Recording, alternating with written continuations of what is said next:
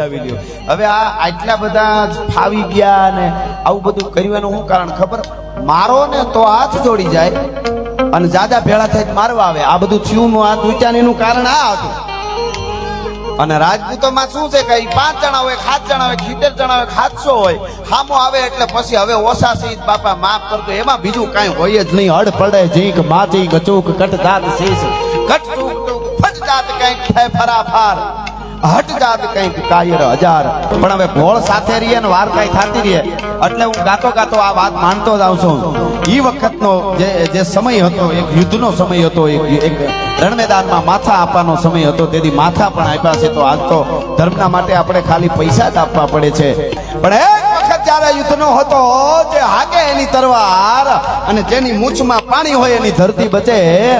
મર્દ શીશ પર નવે મર્દ બોલી પહેચાને, મર્દ ખિલાવે ખાઈ મર્દ ચિંતા નહીં માને, મર્દ લે ગરુ દે મર્દ કો મર્દ બચાવે. આવો જ્યારે વખત ત્યારે થર પારકરની ધરતીમાંથી આખો પ્રસંગ તો જબરો છે. પણ એક રાજપૂતાણીનું વેલડું જ્યારે નીકળ્યું હતું, ઊંચો આબ અને નીચી ધરતી હતી. હા, અને જ્યારે મર્દના માટિયાને મેં કહેવાતા હતા, દિલ્હીના સુબાની સામે, દિલ્હીના બાદશાહની સામે તરવારો મૂકી દેતા હતા, એવો વખત હતો. અને ઈ રાજપૂતાણી સોનબાનું વેલડું ધીરું ધીરું ધીરું ધીરું ધીરું નીકળ્યું હશે ત્યારે કોક રાજપૂતાણીનો જાયો મળી જાય, કોક મારો વીર મળી જાય, કોક મારો બાપ મળી જાય કે રાજપૂતાણીની ઇજ્જતને બચાવી લે. હું રાજપૂતાણી છું, મારું વેલડું દિલ્હી સુધી પૂગે નહીં. મારે રાજપૂતાણી 2 ભાઈ રાખતી, એક કટાર હોય, જમૈયો હોય છે પાડાની જીભ જેવો, અને એક અહીંયા પહેરેલો એક નંગ હોય વીટી વેઢ. એ વેઢની અંદર એવું ઝેર હોય, હીરામાં કામ કરીને આમ હોઠે અડાડે તામ ડોકું છે ઢળી પડે એવો વેઢ રાખતી હતી. એમાં ઝેર હોય છે. મારું વેલડું ત્યાં સુધી પૂગે અને ઈ કઈ સિંહણ જેવી રાજપૂતાણીને સ્પર્શ ન કરી શકે એની પહેલા ખોળિયામાંથી પ્રાણ છોડી દઉં. પણ મારે જોવું છે ઈ કે ધરતી છે ઈ સુરવીરો વગરની તો નથી થઈ ગઈ ને.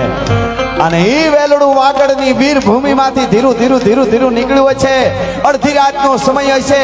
શાળિયા લાળું હુકી હુકી હુકી કરતા હોય છે. અને કાળ રાત્રિ જેવી કાળી રાત જ્યારે માળિયામાં 9 લાખ આંખડિયું આજી તારલીએ લોચન બીડા, માળિયામાં કાળકાએ કાજળ ઘોળ્યા, મહાકાળીએ કાજળ ઘોળ્યા, આવી કાળી રાત હશે. અને એ વખતે એક રાજપૂત જ્યારે ઈ સારંગજી ડોડિયા નામનો રાજપૂત નીકળ્યો, ડગલા ધીરા ધીરા ધીરા ધીરા ધીરા એને ડગલા દીધા. અને આ રાજપૂતાણીને હા આવશે આવશે બધું ધીરે ધીરે આવશે. એ કરે આપણે લઈ લેશે એમને કે એ વખતે એ રાજપૂતાણી છે એને ઊંચો આબ અને નીચે ધરતી થઈ. અને એ વખતે હરાજી પરમાર નીકળ્યા છે. અને એમાં દીકરીના આહુડા જોયા. પણ રાજપૂતનો દીકરો ગાય, બ્રાહ્મણ અને સ્ત્રીને પ્રતિપાળ હોય એનું રક્ષણ કરવા માટે જે જન્મ લેતો હોય છે, ધરતીની માથે જ્યારે જન્મ લે ત્યારે રણ કણ કણ રજ રજ રંગે અને રવિ ઢંકે રજ હું તો રજ જેતી ધર નાદીએ તોય રજ રજ ભાઈ રાજપૂત. એ હરાજીને ખબર પડી આખી વાત. મને ખબર છે અત્યારે 2020 નો યુગ છે એટલે હું થોડું સંક્ષિપ્તમાં તમને કહેતો જાઉં. હરાજી પરમારને ખબર પડી, આખી વાત સાંભળી કે આવી રીતે આ વેલડું અમદાવાદ થી દિલ્હી લઈ જવાનું છે. અને તેથી એને કીધું તું કે દિલ્હીનો બાદશાહ હોય કે મુલતાનનો હોય, પણ બેન દીકરીના શરીર સુધી એને સ્પર્શ કરવા દઉં તો રાજપૂતાણીનું ધાવણ લાગે, તો હું હરાજી પરમાર નો કહેવાય. જેમ આગનો ગોળો જેમ હોય, માર માર માર માર કરતો અગ્નિમાંથી નીકળેલો હોય ઈ પરમાર. અને એને તેથી પડકારો કર્યો તો. અને ઓલાને તેથી ન્યા હારે તો એટલા બધા હતા નહીં, ઘડીકમાં બોટિયું ખડી ગઈ અને ઢગલો કરી દીધો માથાનો. 2-4 વજાઈને મોઢામાં તણખલા લઈને કીધું કે અમને બચાવી લ્યો. હવે આ આટલા બધા ફાવી ગયા ને આવું બધું કરવાનું શું કારણ ખબર? મારો ને તો હાથ જોડી જાય અને જાજા ભેળા થઈ મારવા આવે. આ બધું થયું હાથ ઉચ્ચાનું કારણ આ હતું.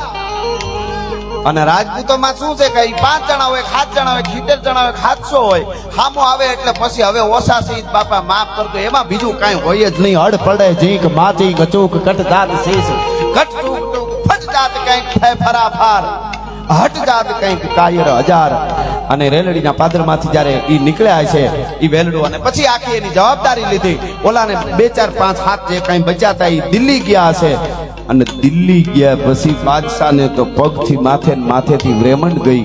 કારણ કે એને તો એમ હોય ને કે અમારા માટે આવતું હોય વેલડું, ને એને રોકવા વાળો કોણ ભારતની ધરતીમાં છે. એને ઈ ખબર ન હોય કે આ દેશની ધરતીમાં હજી છે, હજી રાજપૂતો છે. એને ખબર હતી.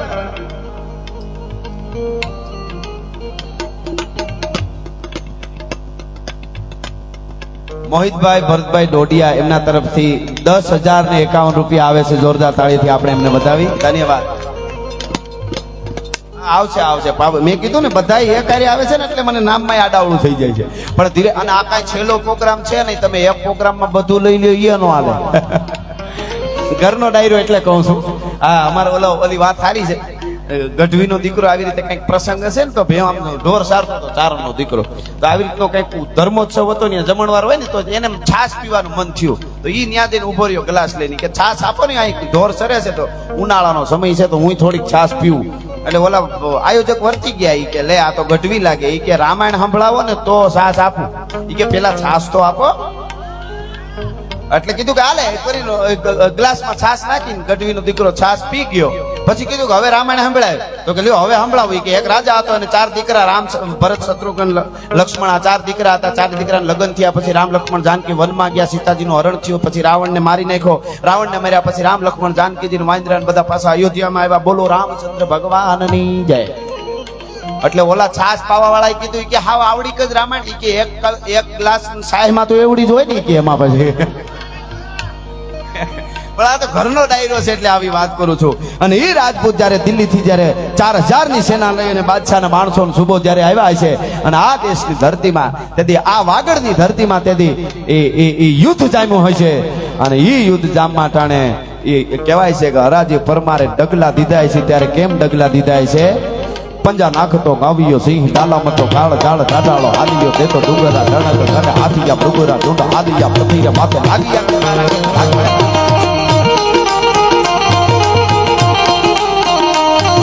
રેલડીના પાદરમાં આ વખતે યુદ્ધ કરવા માટે આવેલા બાદશાહની સેનાની સામે ડગલા દીધા છે. હરાજી પરમારે કેવી રીતે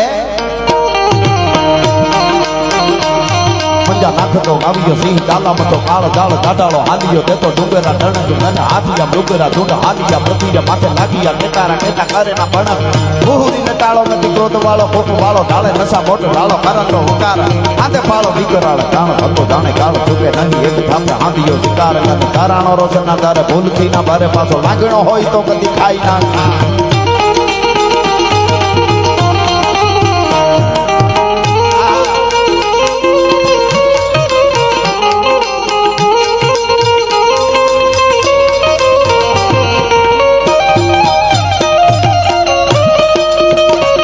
હરાજી પરમાર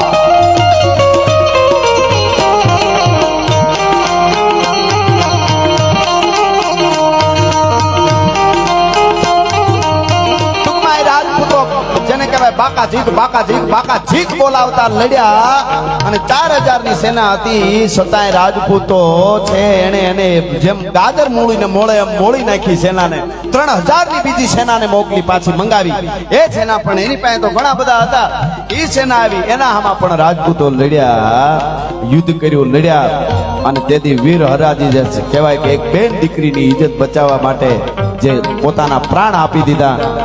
અને પ્રાણ આપી દીધા એટલું નહીં, આજની ઘડી સુધી આ વાગડની ધરતીના પાળિયા છે એની પાસે જઈને ખાલી ઉભા રહ્યો અને એમ કહ્યો કે હે સુરવીર, હે વાગડની ધરતીના રાજપૂત, તમને ખમા.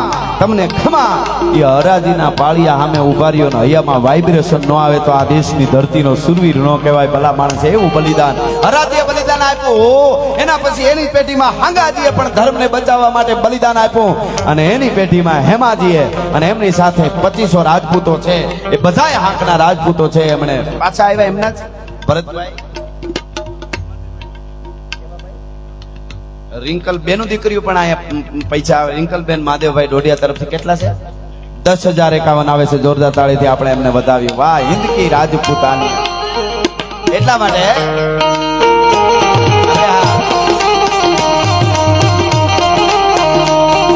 મોરિયા પવાડા કપાર ગેટ જીગતી બખાણા કેતા ગદુડો મુઠિયો સિંહ કરેવા શિકાર ગને બનાવાળા પાડ માથે ગાજતો આવ્યો બંગો આહા પાર તો કાલિયા જાગી દાર ગાજતો ઘણારા કાટુ ગણકી આવ્યો કાટો ગણકી ધણીનો મુખે બોલ્યો બરૂર તને સણકી મુઠિયા ગાળા એ હાલાજી પરમાર એના પછી હાંગાજી પરમાર ને એમની પેટીમાં હેમાજી પરમાર અને એમની સાથે બધા જ આંખના રાજપૂતો જડી ધર્મને બચાવવા માટે કાં મોલેસરામ બની જાઓ અને કાં તમારે તરવારો મારા સામે ઉપાડો અને તેદી હાથમાં એ હજારોની સેનાની સામે તેદી તરવારો ઉપાડી દિલ્હીનો અને અમદાણાના સુબાઓની સામે અને એક પછી એક રાજપૂતો છે ધરતીના માટે લોહી રેડી અને હિન્દુ ધર્મના માટે રાષ્ટ્ર ધર્મના માટે મારા તમારા ધર્મ માટે કપાઈ ગયા એટલે આજે આ કેસરી ધજાઓ છે એ મારે તમારે ત્યાં ફરકી રહી છે આમાં કેટલાય બલિદાન દીધા છે હું મારા પ્રોગ્રામમાં બોલ્યો છું જેમ્સ કર્નલ ટોડે એમ લખ્યું છે કે ભારત વર્ષના રાષ્ટ્ર ધર્મ બચાવવા માટે આ દેશના ધર્મને બચાવવા માટે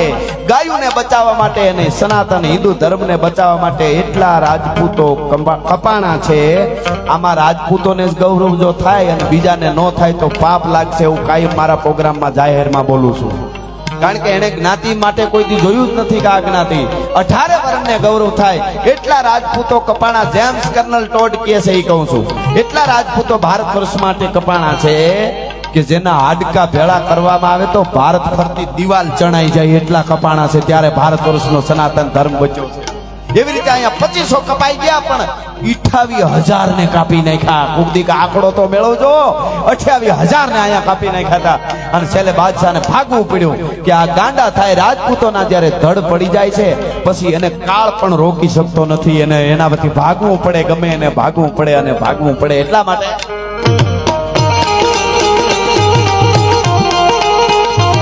લારા જાનૈયા હજારા લઈ હાલો પ્રણ બાને લાડો રાણો વસો બારા થાય તોખારા રાજા ને ગને ચોપદારા લડારા હે ગડી વાળા હાથે હજારા તુંબાળો જોયા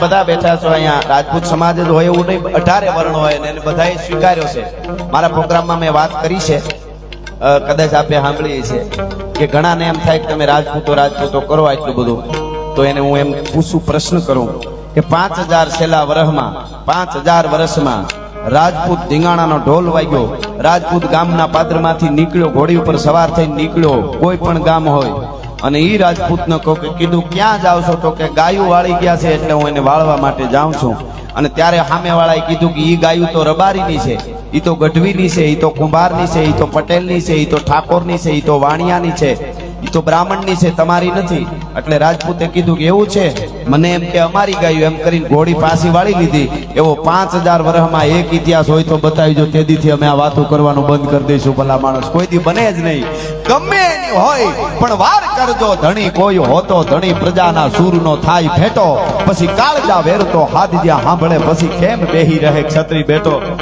એ જે મરવા માટે સતા તત્પર હોય કોઈ જ્ઞાતિ હોય કોઈ વર્ણ હોય ધર્મના રાષ્ટ્રની વાત આવે ત્યારે સતત મરવા માટે તૈયાર હોય એટલે એના ગીતો અને એના આજ પણ છંદો અને આજ પણ એના પાળિયા ઉભા છે અને અમને હમણાં એક રાજપૂત મિત્ર અહીંયા આવ્યા કહેતા હતા કે અમે ચારણના ગોદડા ઉપર ન બેસીએ શું કવિઓની આમાન્યા છે જોધપુર મહારાજ જ્યારે એનું અવસાન થયું અને તાજા યુવરાજ રાજપૂતને બેહાર્યા ત્યારે ગાદીએ ત્યારે કવિરાજ એના બાપનો મિત્ર બુઢો કવિ આવે ચારણ એટલે ચારણ આવી અને બેહે એટલે ઓલો નીચે બેહી જાય યુવરાજ પોતે ગાદીએ બેહીને રાજા બની ગયો તોય નીચે બેહી જાય કાંઈ બોલે ચાલે નહીં કોકે પૂછ્યું કે આવું કાં કરો તો મારો બાપ મરવાટાણે કહી ગયો કે પેલા ચારણની સામે કેમ બેહાય 6 મહિના હીખી લેજે પછી એના સામે વાત કરજે ભલા માણસ આ પરંપરા જાળવી છે આ પરંપરા એટલે આની એક મજા છે એ આમાન્યાની મજા છે ચારણ રાજપૂતને સુરો કહેવાય, રાજપૂતને સુરવીર કહેવાય, સુરો કહેવાય, ચારણને દોઢ સુરો કહેવાય. યુદ્ધના મેદાનમાં લડી પણ શકે અને લડાવી પણ શકે. એ આદિકાળથી આપણા સંબંધો એમને માલ્યા આવે છે. બોલો, એમાં કોઈ દી એમ નથી કે હવે થોડાક સેટાવા થઈ ગયા ને હવે થોડાક આઘા વહી ગયા. એ એમને માલી આવે છે. એક ધારા જે છે એ એમને માલી આવે છે. અને જગદંબા માં ભવાની અને શક્તિ છે માં મોમાઈ એ કાયમના માટે નિભાવશે. એ વાત પાકી છે કે પોખાણો ઈ માંડવે લાડો રે અને જાનઈ આનંદ હાડો અને સુણી ધા અને વાછરો